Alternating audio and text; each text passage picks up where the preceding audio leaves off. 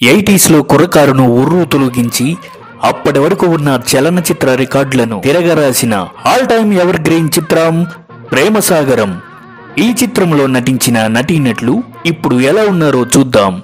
T Rajender Jaipal గా నటిస్తూ కథ, మాటలు, స్క్రీన్ ప్లే, సంగీతం, దర్శకత్వం మరియు నిర్మాతగా వ్యవహరించి అందరినీ ఆశ్చర్యపరిచారు. ఈ చిత్రానికి ఆయన అందించిన పాటలు చరిత్ర సృష్టించాయి.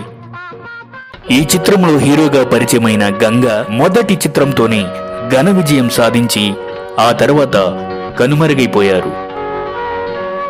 తన అందచందాలతో కుర్రకారుని ఉర్రు తొలగించిన నళిని, హీరోయిన్ అన్నగా విలన్ గా నటించిన రాధారవి అక్కగా నటించిన సరిత, హీరో తల్లిగా నటించిన గంతిమతి, కమెడియన్ గా విలన్ అనుచరుడిగా నటించిన గౌండమణి, లెక్చరర్ గా నటించిన వెన్నెరాడై మూర్తి.